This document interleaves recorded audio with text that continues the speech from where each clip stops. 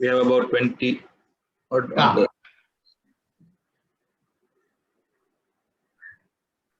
The name of the Father, and of the Son, and of the Holy Spirit. Amen. Amen. But as you excel in everything, see that you excel in the grace of giving. 2 Corinthians 8:7. Let us be silent for a few minutes as we come into the presence of God. May we open our hearts and minds so that He will reawaken the slumbering spirituality in us. Let us be very, very sincere to Him in the journey together. May we very sincerely hold the hands of Jesus Christ and humbly walk with Him. Sometimes all what we do becomes a ritual because we forget to hold the hands of Jesus Christ. So today, let us sincerely and in an in-depth way hold on to Christ, the Maker and the Redeemer of our lives. Through Christ our Lord. Amen. Amen. May we sing the first hymn, first song.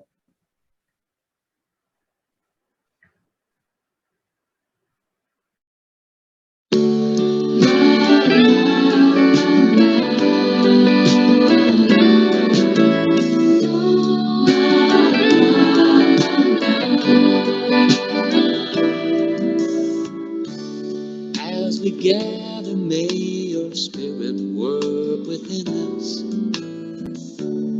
As we gather, may we glorify your name, knowing well that as our hearts begin to worship,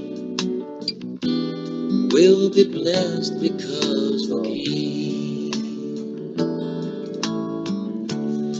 As we gather, may your Spirit work within us. As we gather, may we glorify your name, knowing well that as our hearts begin to worship, we'll be blessed because we came. We'll be blessed because we came.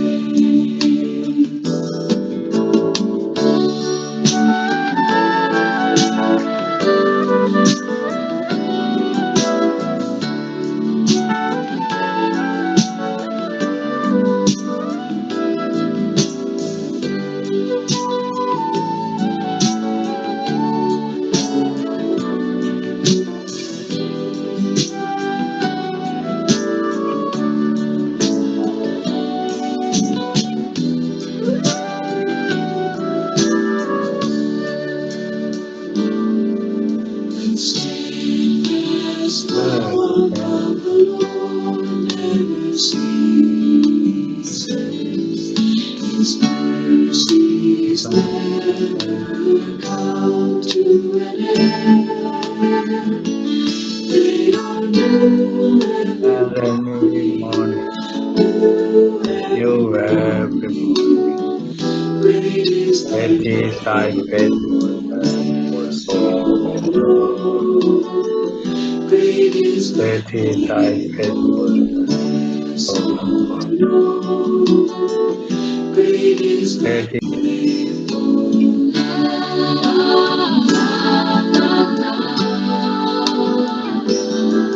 the steadfast love of the Lord never ceases. His mercies never come to an end. They are new every morning, new every morning. Great is thy faithfulness.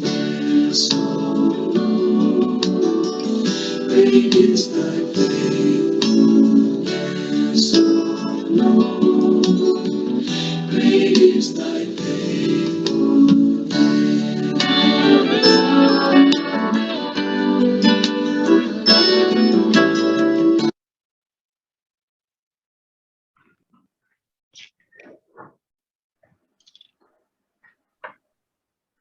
The Lord be with you. and also with you. With you. Blessed be God, Blessed be God's reign reign forever. Forever. Amen. Amen. we say together the corporate confession.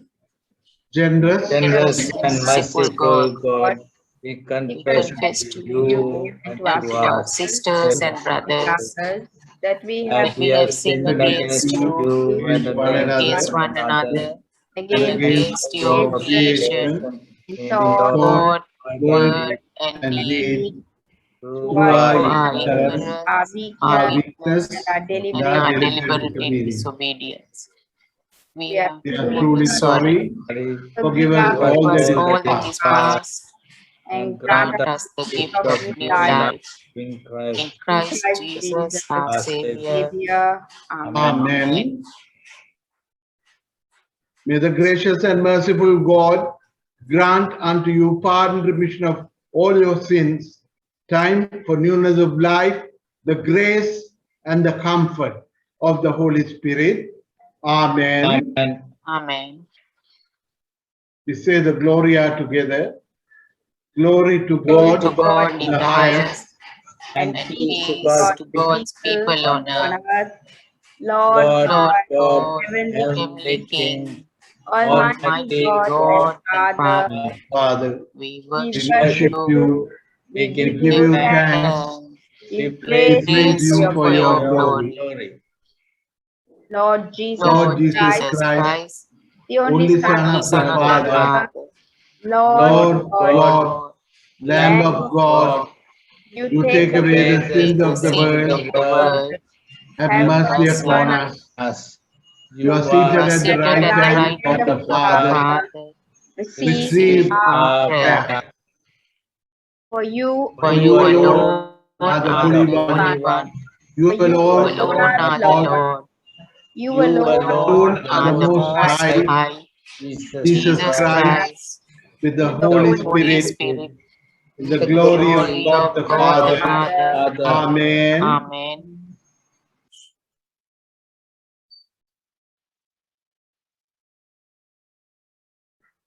We say the collect together. The collect together.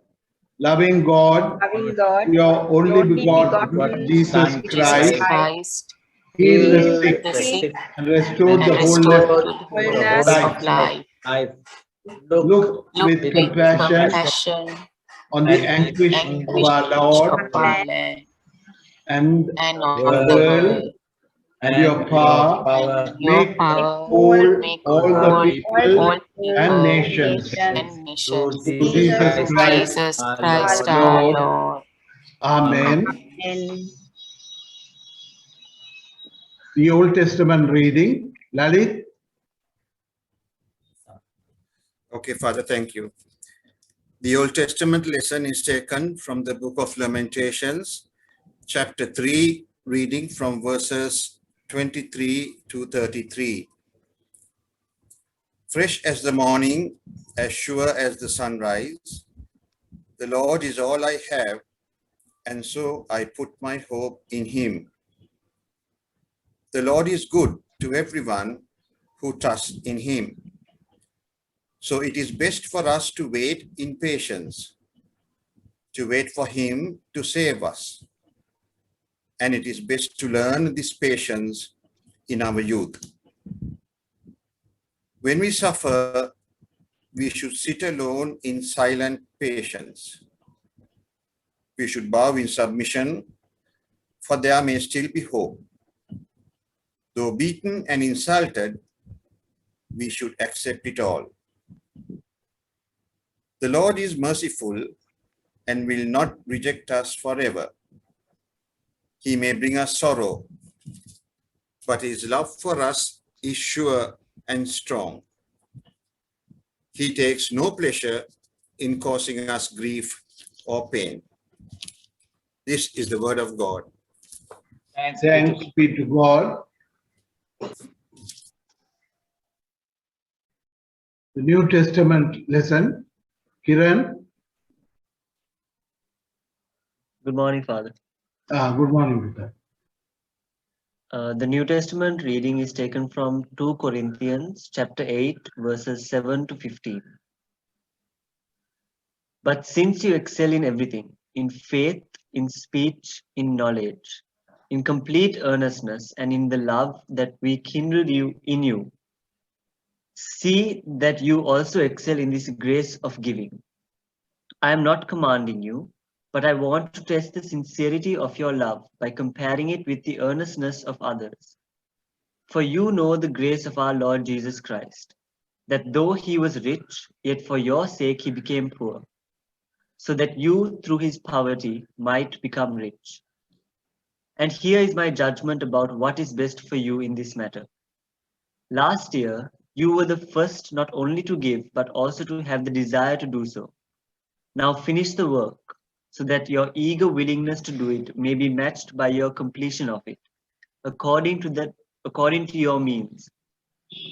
For if the willingness is there, the gift is acceptable according to what one has, not according to what one does not have. Our desire is not that others might be relieved while you are hard pressed, but that there might be equality. At the present time, your plenty will supply what they need, so that in turn their plenty will supply what you need. The goal is equality, as it is written. The one who gathered much did not have too much, but the one who gathered little did not have too little. This is the word of the Lord. Thanks be to God. The Gospel, Mr. Sunil D. Alvis. Listen to the good news proclaimed in the Gospel according to St. Mark, chapter 5, reading from verses 21 to 43.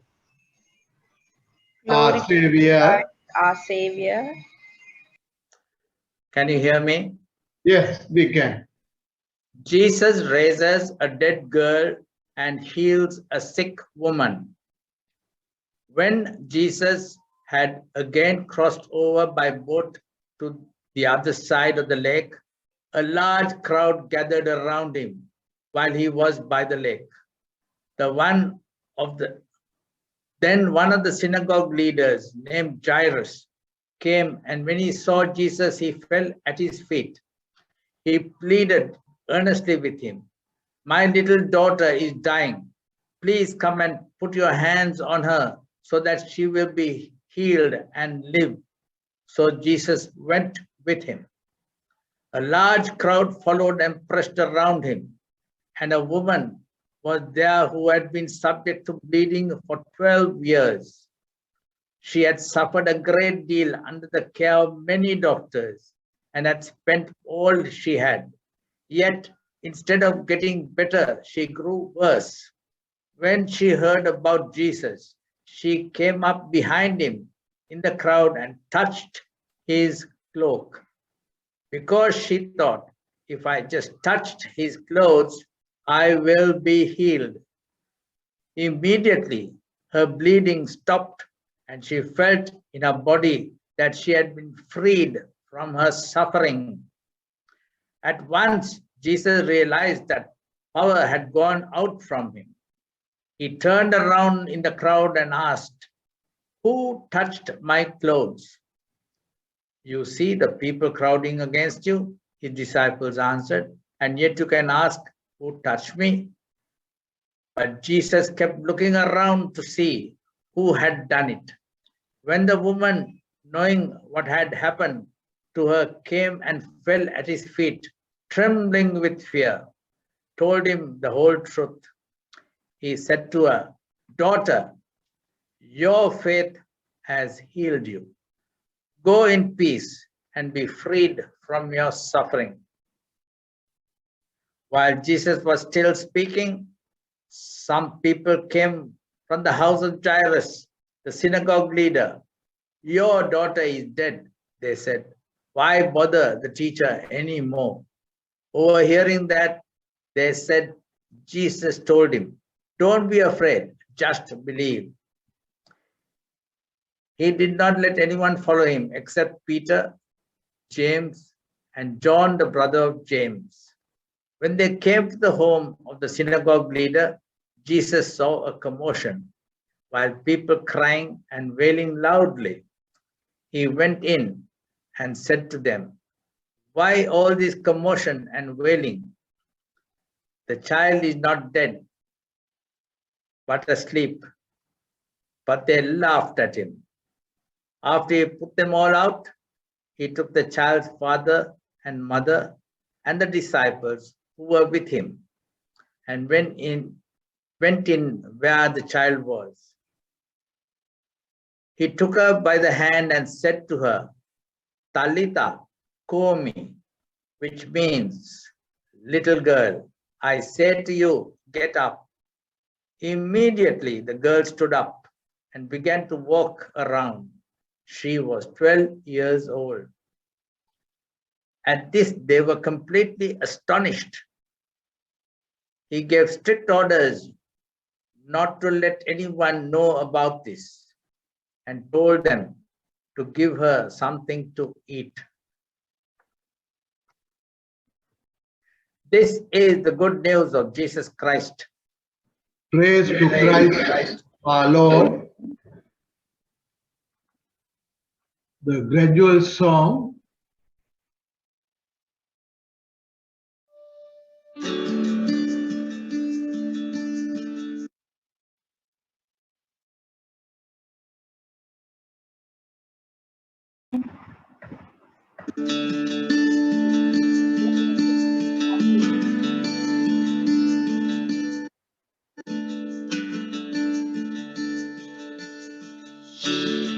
There's nothing worth more that could ever come close.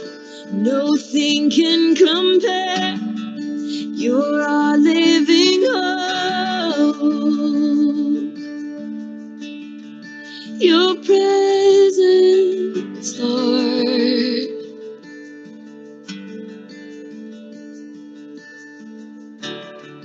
I've tasted and seen of the sweetest of loves, where my heart becomes free and my shame is undone.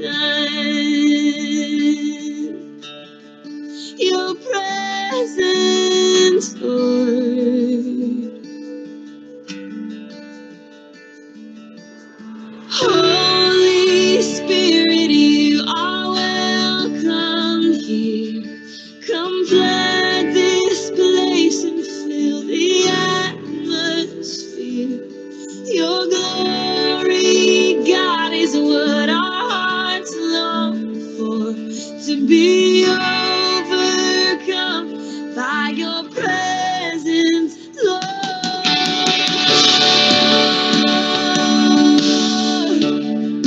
Your presence, Lord.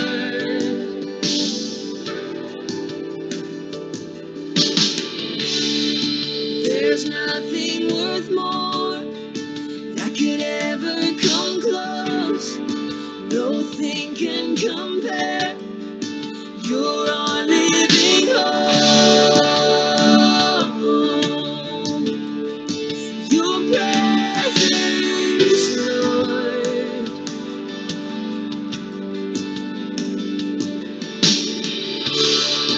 I've tasted and seen of the sweetest of loves, where my heart becomes free and my shame is undone.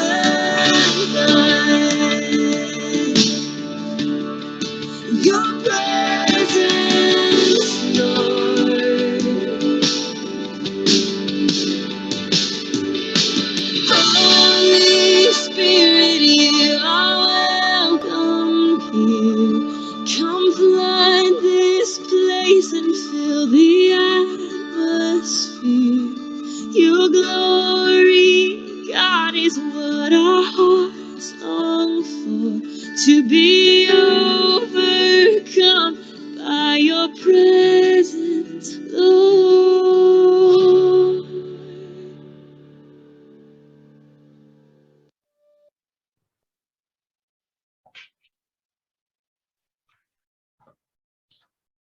This morning, I thank Viranga for accepting to preach to us this morning. Viranga, will you give me a minute before you preach? I would like to say something. Sure. Today we heard the song about the Holy Spirit. We have gone through the Trinity, but when I was doing my private meditation, I asked myself, how far has the Trinity helped us to see our spirituality revived? Have we made our own services? Have we made our own worship and idolatry? Because it has become a tradition, and sometimes we tend to go on and on. So my appeal is that we become very sincere, we become very practical, we sit at the feet of Jesus Christ and ask him to lead us. Thank you. Thank you, Viranga. Over to you. Thank you, Father. Good morning, everyone, and nice to be back sharing the word of God with all of you. So greetings from Talawatugoda. Sounds very far, but we are not too far from all of us. Right, so today, let me just get my screen share.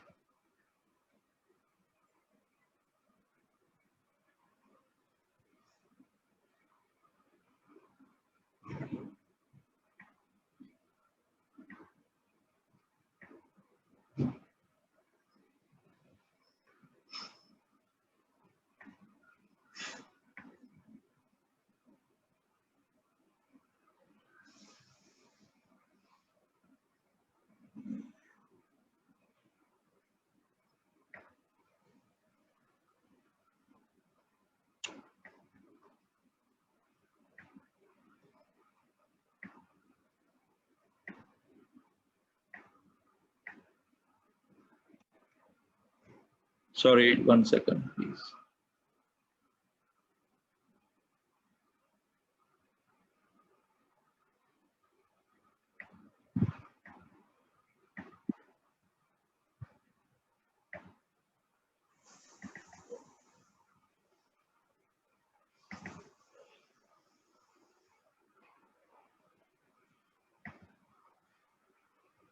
Trust all of you can see my screen. Yeah, we can see your screen. Thanks, Deepix. Right, so today is about, so I want to preach from the epistle that Kiran very eloquently read. It's about sharing our abundance, right? Sharing all that we have, right? All that we possess. Whether it's especially, I think it's about our money, it's our possessions, all that we have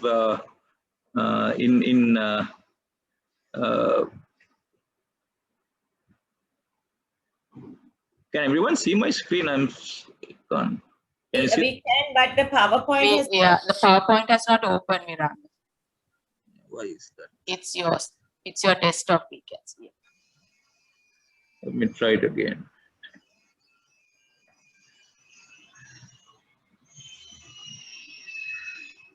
okay. Now we can see the PowerPoint. You had to go into slides. Yeah, fine. There's nothing called too much bandwidth, clearly. Right. So today, this morning, we are going to evaluate our heart's condition during a pandemic that we are all going through, and whether we are truly wired, whether we are truly in the right zone when it comes to giving and sharing what we have within us in our possession. Right. So today is essentially about our wallets, our purses, our bank accounts, right? Everything that you would call your possessions, and you might even call it abundance. Some of us may say the abundance that we have, right? What are we going to do with it? So I think you don't need your wallets, etc. right now, but you will need your Bible, and it should be turned to 2 Corinthians chapter 8. So I'll give you like 10 seconds. We will all wait till you find 2 Corinthians in whatever device or Bible that you have. I really strongly advise all of us to grab our Bibles, hopefully little notepad as well, but at least our Bibles, so that we not only listen, because usually these Zoom things, we think of it like a meditation. We just listen to some fellow talking all the time. But it's important that we see it for ourselves, right? 2 Corinthians, right? So we are at 2 Corinthians chapter 8. Kiran read from verses 7 to 15. That's the assigned reading. I'm going to rewind a little bit and start from verse 1. We'll get to that. But hopefully everyone's got your Bibles and all that with your fingertips at 2 Corinthians chapter 8. Is where we are today, right? So, and it's about giving, right? And Paul talks, while I speak, you may browse through these 15 verses, right? It's important to know, because I am preaching with the assumption that you have read. And if you have not read, then my preaching is a bit difficult for you to understand if you haven't priorly read this. So, we are in the early church, right? And there's a lot of church planting going on, right? And as the church grew, multiple congregations are being established here and there, right? And obviously, you know, like as if you go to a new place, or as my wife, when she's in the estate and she's planting sometimes they're all over the place, sometimes they're nice in one row, right? So there's a lot of church planting that is going on, right? And Paul, in the midst of all this, is encouraging the churches who are slightly mature to take responsibility for the financial well-being of these new churches, right? And why? Because they are emerging congregations, they need our support. They are poor, they are genuinely poor, there is poverty in these congregations, and for the sake of the unity of the church, that he is encouraging people to give.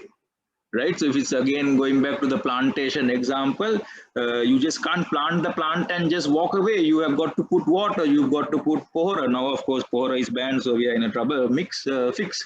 But either way, you have to look after, you have to weed, you have to do all these things to ensure the plant grows well. Similar with a new congregation, and this financial well-being was something that Paul is asking. And just some quick references on why he says this, right? So in Romans 15, he's actually talking about the poor in Jerusalem, right? And he says you must give a contribution for the poor amongst the saints in Jerusalem.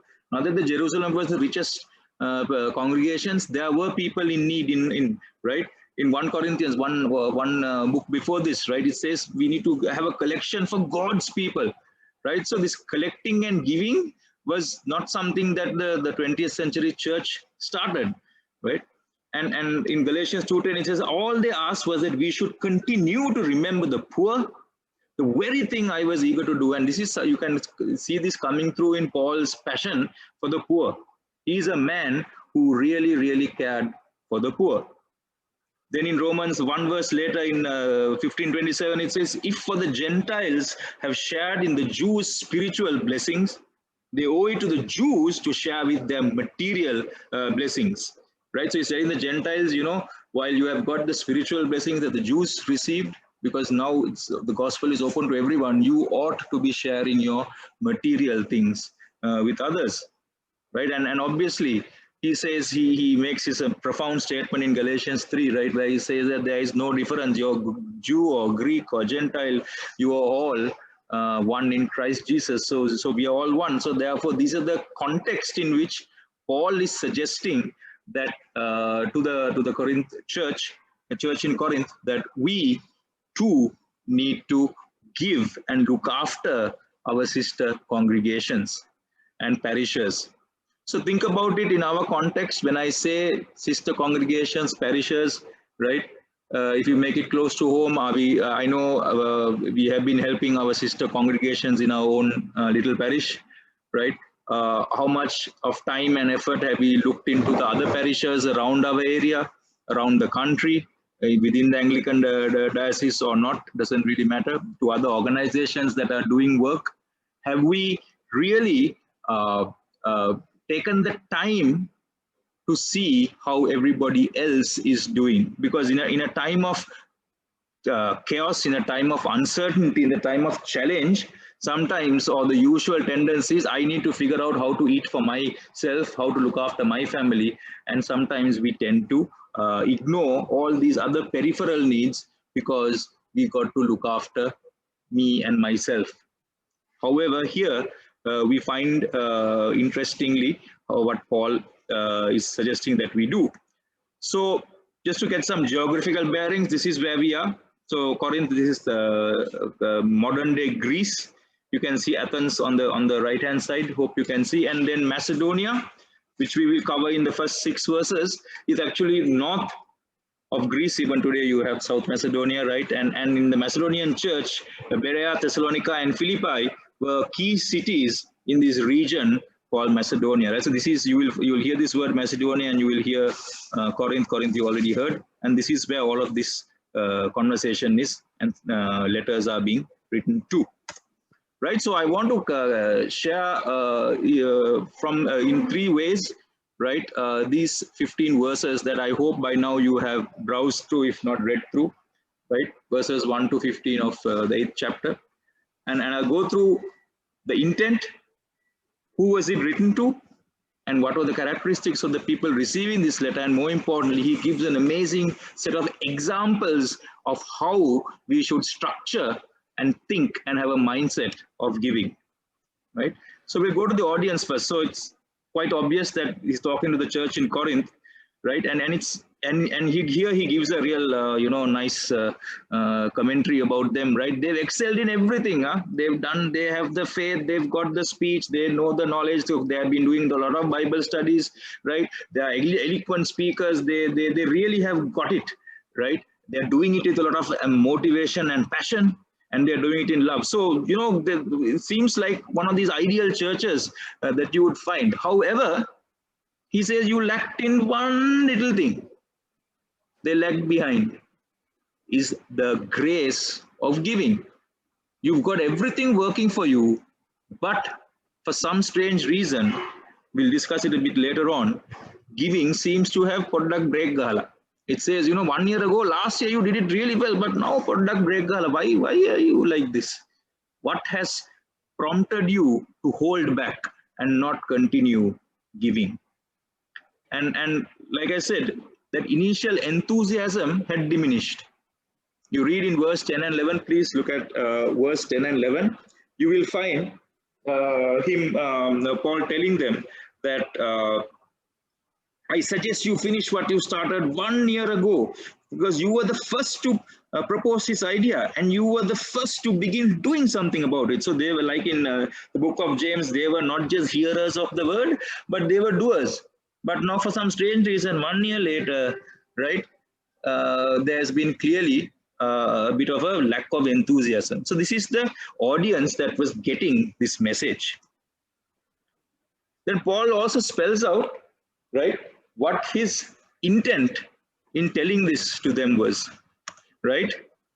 And in verse 13 and 14, he spells it out very clearly and says, I do it so that He's not promoting socialism or communism, right? But he very clearly says that I want to make sure that all of you have some level of equality between you, right? I don't mean that you should give as much as you suffered for having too little. I mean that there should be some level of equality when they see. So let's ask ourselves, when we see our two congregations in our parish, our sister parishes around the area, around the country, do you see some level of equality?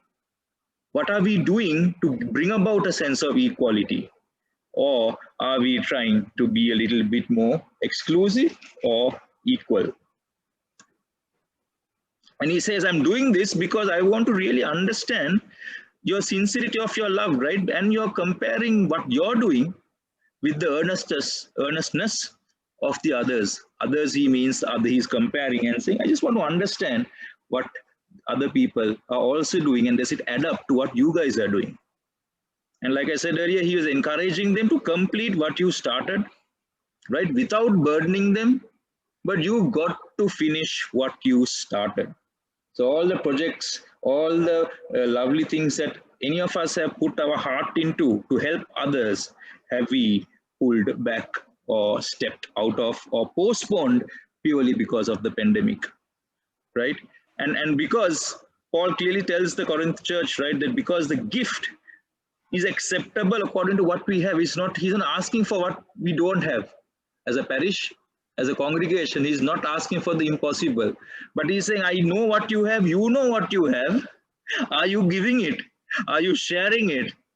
I'm not asking for what you don't have. I am asking for what you have. Do you know what you have? And can you share what you have? Let's really reflect on this as we ask, do we have a heart of giving this season, right? Do we really, I'm sure we know, I think when we do the parish accounts and all that, we will certainly know what we have in our church coffers. But the question is, so does God. He knows what we have. And more importantly, the pertinent question is, what are we doing with the finances, the resources that we have at our disposal? What are we doing with what we have? Because it's not about what we don't have. And finally, he shares, right, an amazing example. I would really encourage each of you to read the first 6 verses of chapter 8. Please read the first 6 verses, and you will, if you have not come across this before, you will be amazed of the example he gives, right, of the Macedonian church. But before that, he gives the first example, which is the work of Jesus, right? What Jesus has done, he suddenly puts up as the benchmark, right, and says, look, what God has done, what Jesus has done. You know the full love and kindness of our Lord Jesus was, though he was rich, yet for our sakes he became poor, and by their poverty all of us can become rich. So he sets the benchmark, saying more than any church or anybody, God has led the way in showing what it means to give without thinking of the consequences. He has given the ultimate sacrifice, his son. Now we as a church, have we given the ultimate, the best that we can give? And has it hurt us to give? And then he goes on in the first 6 verses of chapter 8, right? The Macedonian church, and like us today in Colombo, they also at that time went through severe trial. And you know the immediate response, you find this in verse 2, is overflowing joy. When you get trials, you are getting overflowing joy. Are we like that? Are we joyous today? Are we a little bit more circumspect? Are we a little bit nervous? Because when we are going through hardships and trial, the Macedonian church was overflowing with joy. When they had extreme poverty, suddenly, you know the outcome of poverty? Generosity, and rich generosity is what the Macedonian church is able to pull out when they had nothing. This is the total opposite of what we would do, no? When we are going through trials, we will generally, go back and hide and try to manage our things. When we are in poverty, we will say, I have nothing, what can I do? But here, you see a total opposite of how the church behaved.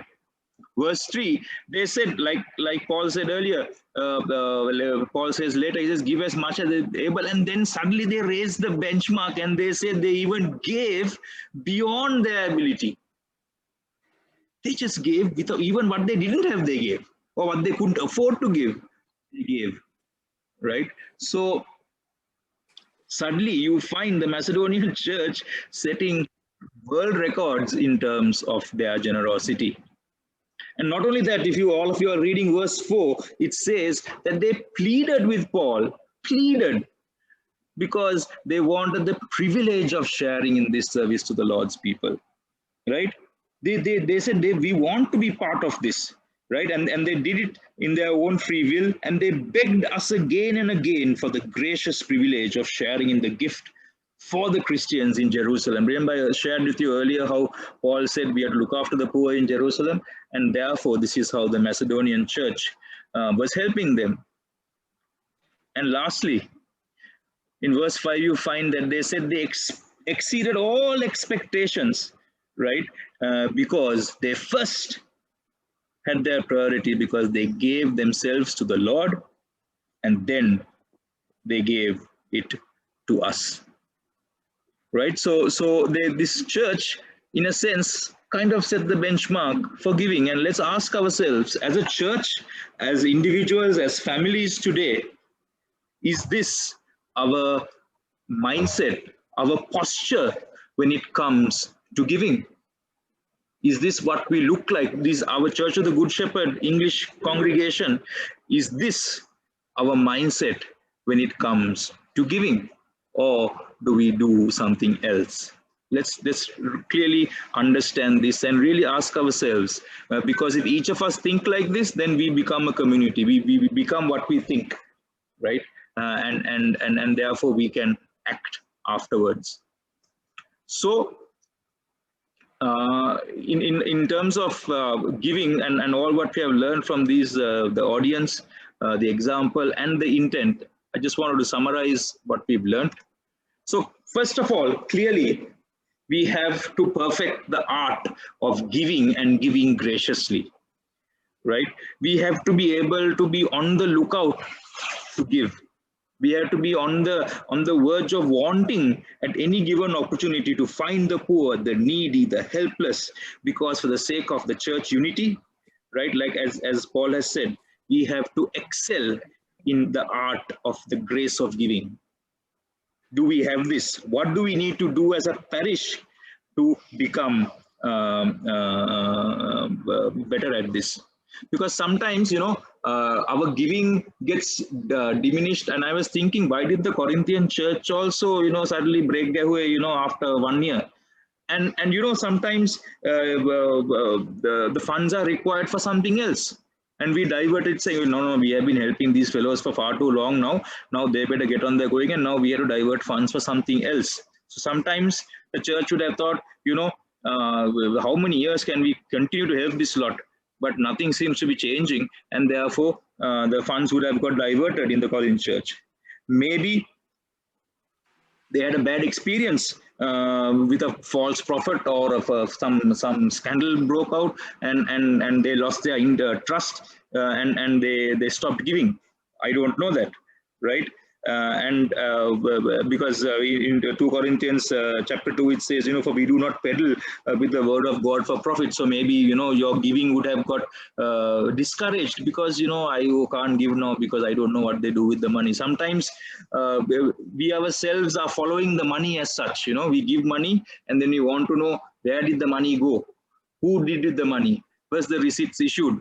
Right? And we get a bit technical, and sometimes we lose out on the whole principle of graciously giving of the abundance that we have, that God has blessed us with. So the first thing as we ask ourselves is, are we gracious in our giving?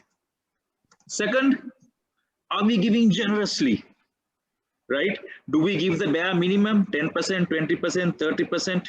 Right? Or are you able to and tick off the box saying, I am guilty of this myself because I write my check these days online transfer, and I think, okay, I've done, the burden is off my back. Whew, I paid that off. So in a sense, or do you give till it hurts, right? Because in Deuteronomy 15, 7 to 8, and in Matthew 5:42, it says, no, don't turn away anyone who asks for a loan or anyone who asks for money, right? Do you give generously and not worry too much about how your next meal is going to come or your next paycheck is affected or whatever because of your generosity?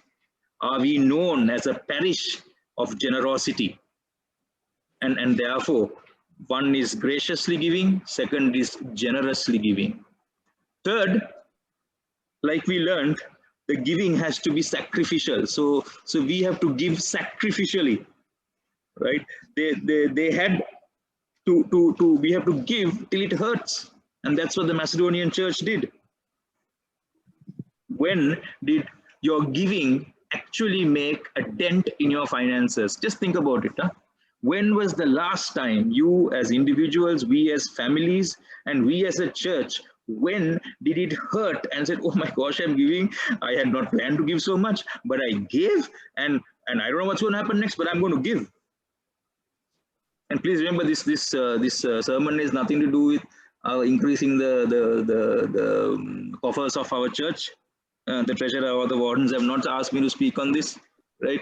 But this is God evaluating our hearts and asking, are we a community of givers? Yeah, so we've got to give sacrificially. Fourth, we have to give completely, as the Macedonian church had done. They had first given their lives over to God. So have we completely given our trust and our dependence over to God?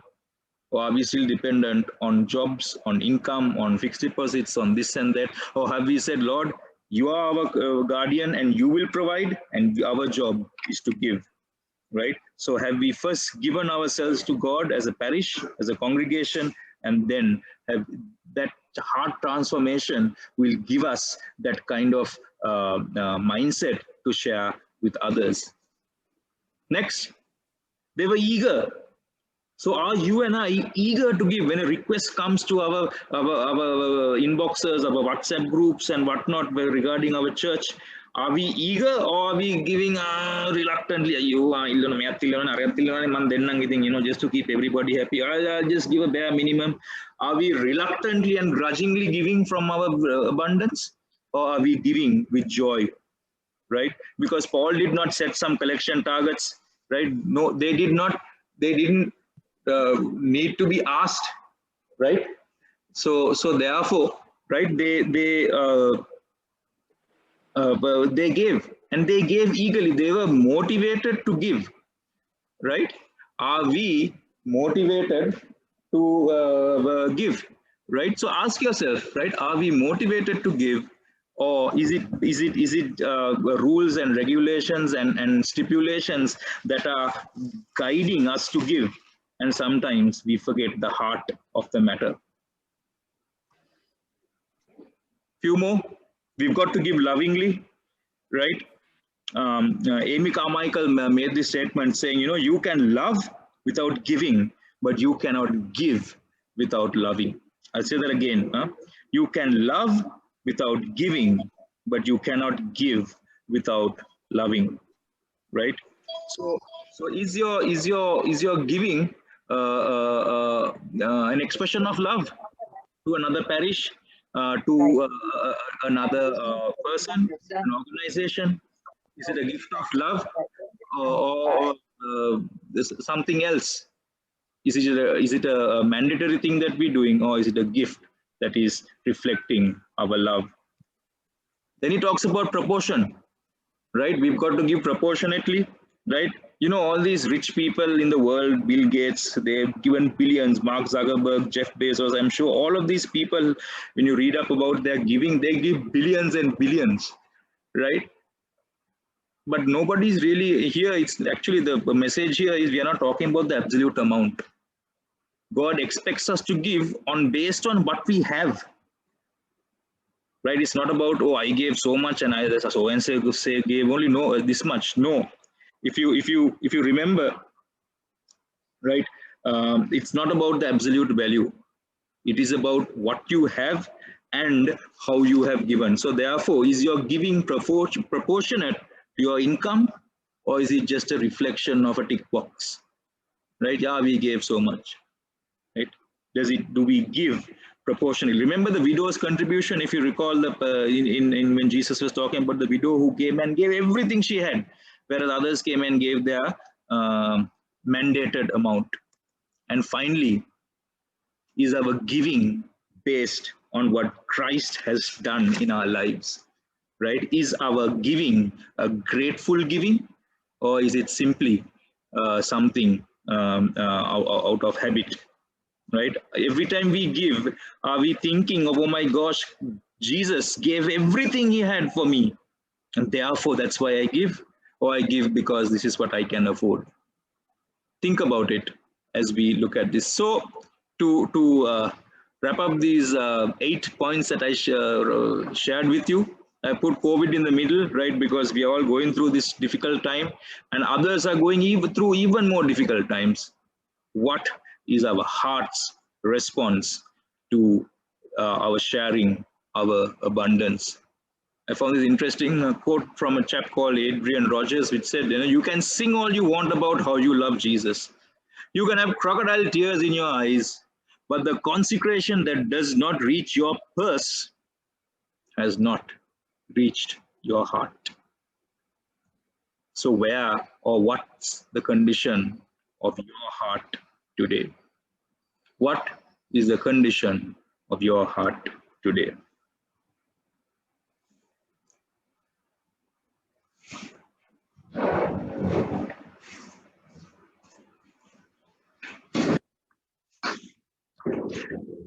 Father, over to you. Thank you very much, Viranga, for this very practical teaching, which really opens our hearts and minds. And may we all pilgrim the God who gives. Thank you very, very much on behalf of all of us, Viranga. Welcome, Father.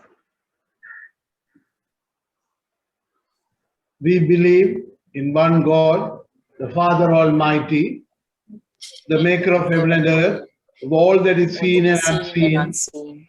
We believe in one Lord Jesus Christ, the only Son of God, eternally begotten of the Father, God from God, light from light, true God, true God, begotten, not made, of one being with the Father. Through him all things were made. He came down from heaven, was incarnate by the Holy Spirit of the Virgin Mary, and became truly human. For our sake, he was crucified under Pontius Pontius Pilate. He suffered death and was and was buried. On the third day, he rose again, in accordance with the scriptures. He ascended to heaven and seated at the right hand of the Father. He will come again in glory to judge the living and the dead, and his kingdom will have no end. We believe in the Holy Spirit, the Lord, the giver of life, who proceeds from the Father, who the Father and the Son is worshipped and glorified, who has spoken through the prophets. We believe in the Holy Catholic and Apostolic Church. We acknowledge one baptism for the forgiveness of sins. We look for the resurrection of the dead and the life of the world to come. Amen. Nathania, prayers of the people. Good morning. Good morning.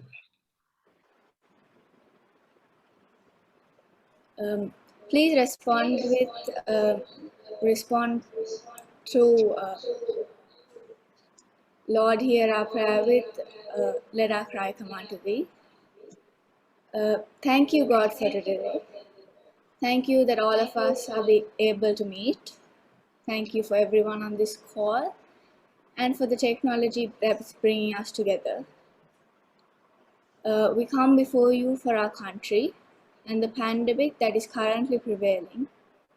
We pray for those affected by it, and we ask for your healing touch on each and every one of them. Lord, hear our prayer. Let our cry come unto thee. We pray for the people in the medical field, all those who keep us safe. Thank you for the work that the doctors, nurses, and PHIs do. Give them the wisdom to do the right thing at the right time. That Sri Lanka will get the vaccine at the right time, the right quantity, and the right variant as well. Lord, hear our prayer. Let our cry come unto thee. We pray for the government. Help them to make wise decisions, that we will have a just society, that all of us will live in harmony and will respect each other. We pray for the economy that we would be able to be a prosperous country. Give us, as a nation, wisdom and good relationships with other countries. Lord, hear our prayer.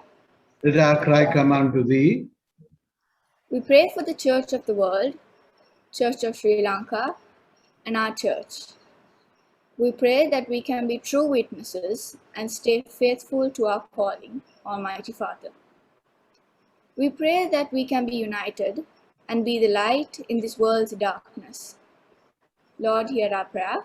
Let our cry come unto thee. We pray for ourselves that we too can share your love as we have learned today about giving. That our hearts are melted and that we will become sensitive to the needs of our community. Lord, hear our prayer. Let our cry come unto thee. We pray for those keeping their birthdays this week. Pearl Chinnakoon, Ayan Veerakoon, Sunil Dialvis, Rohan Fernando, Pradeep De Silva, Shriyani Mittapala, Rajamani Mehta. We also pray for Sevanji and Dihan Dedigama, who keep their anniversary this week. Lord, hear our prayer. Let our cry come unto thee. And finally, God, we thank you for the privilege that we have to be able to pray to you. We ask this in the precious name of Jesus Christ, our Lord and Savior. Amen. Lord, hear our prayer. Let our cry come unto thee.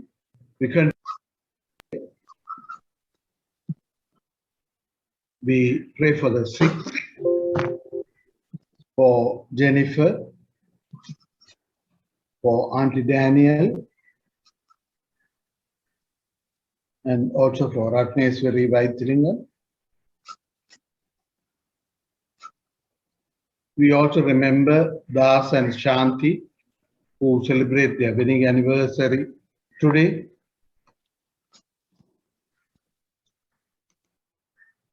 We pray for all those who have gone to the real presence of our Creator, very especially remembering the soul of Ravi Gunaratnam, Auntie Sushila's son, who passed away the first anniversary on the 30th of June. And also Jaden of Australia, a 15-year-old boy who passed away suddenly. We pray for them and all others. Rest eternal grant unto them, good Lord. Let light perpetual shine upon them. May they rest in peace and rise in glory. Amen.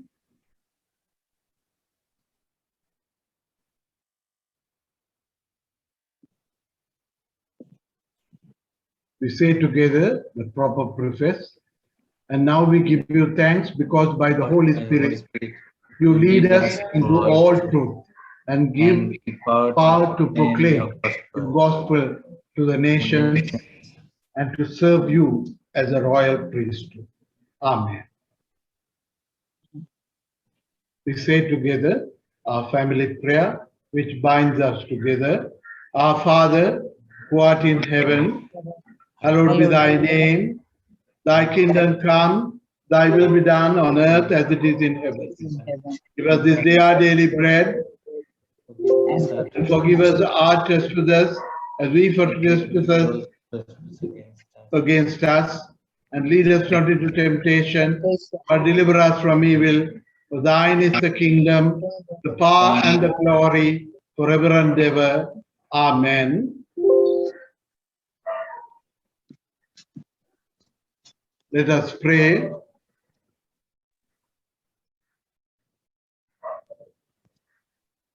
He gives strength to the weary and increases the power of the weak. Isaiah 40:29. May God revive the areas of your life where you have lost hope and expectancy. May you grow to believe on a whole new level that Jesus makes all things new. He can make something out of nothing. May you look up right now and dare to believe once again. God is on his throne. Jesus prays for you, and the Holy Spirit moves on faith. Don't let go of hope. Believe that God redeems. Believe that God redeems. Rest in the reality of God's awesome love, power, and faithfulness. He'll do for you what you cannot do for yourself. He'll do for you what you cannot do for yourself. Amen. Amen. The notices. Thank you, Father. Good morning, everyone. Morning. Good to have all of you, to see all of you and worship together. Hope all of you are keeping well and keeping safe. Thank you for Viranga, who once again for making all this happen to get us all together in worship via online Zoom. Thank you, Viranga, also for that very inspiring and relevant and pertinent message of giving, especially in today's context of a pandemic, not only in terms of the dire need of the recipients, but also, I think, for us, the givers, who, with other constraints, notwithstanding the constraint of not being able to go attend service physically, because of that, we tend to postpone or put giving the back burner. So it's very relevant. Thank you also to the readers and the intercessor who participated and contributed this morning for the service. Notices.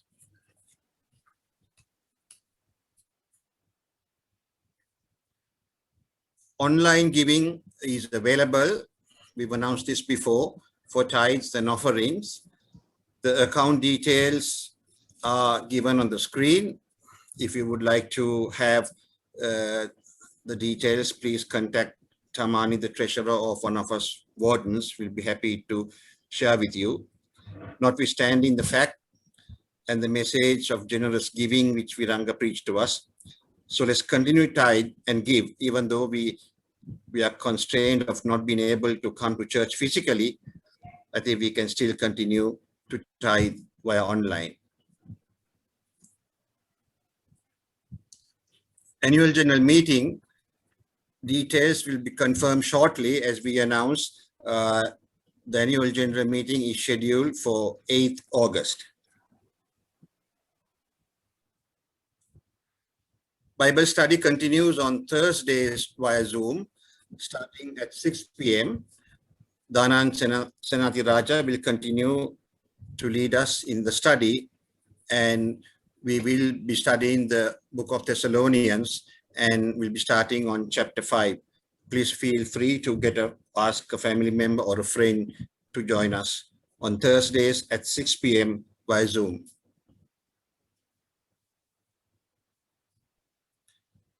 Young adults continue to meet on Wednesdays at 8:30 via Zoom. They will continue to study the series in the book of Acts titled Truth Matters. If you need further details, please contact Viranga. Youth Ministry, they meet on Saturdays via Zoom. For further details, please contact Ashwin or Viranga. Finally, a notice from the Caring and Sharing Ministry. A special thank you to all who supported the Caring and Sharing Ministry with your kind contributions in cash, time, and efforts. As a result, they were able to provide toiletries to 35 workers of the Timirikasaya area CMC. Your generosity in God's glory is mostly appreciated. Perhaps another example of giving and giving generously, especially during these pandemic times. Father, do you have anything to add with regard to the AGM? Yesterday I spoke to the PHI and I spoke to him about the to invite the Archdeacon to the parish hall to speak to the TC and the EC, but he said that cannot be done. So I will get in touch with the Archdeacon and maybe we will have to meet on Zoom, but I'll keep both sets of wardens informed. But the date remains 8th of August. According to chat with the Archdeacon, we will put the agenda. Thank you very much. Thank you, Father. Have a blessed week. Stay blessed and stay safe. Thank you very much. Let us pray. The peace of God, which passeth all understanding, keep your hearts and minds in the knowledge and love of God and of His Son, Jesus Christ, our Lord. And the blessing of God Almighty, the Father, the Son, and the Holy Spirit be with you, all whom you love and pray for, this day forth forevermore. Amen. Go in peace and serve the Lord. In the name of Christ. Amen. Amen. The final song.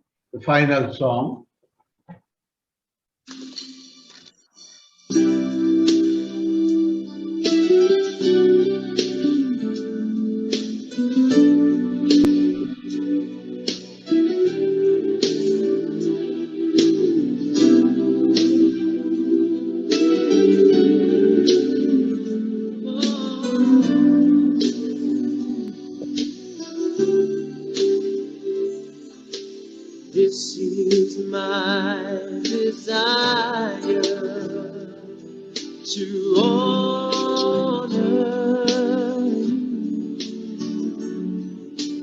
Lord, with all my heart, I worship you.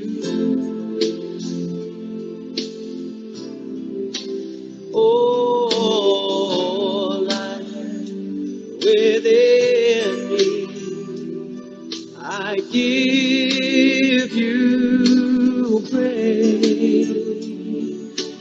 All that I adore is in you.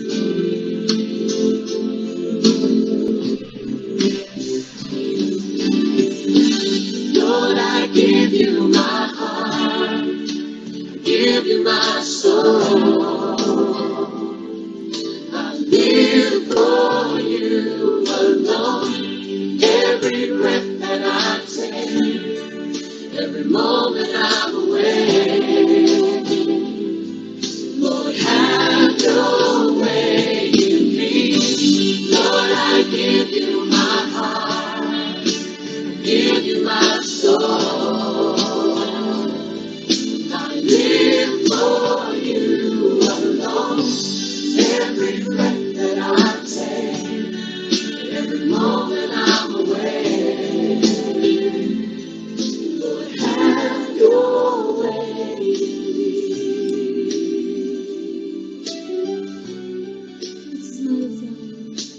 This is my desire.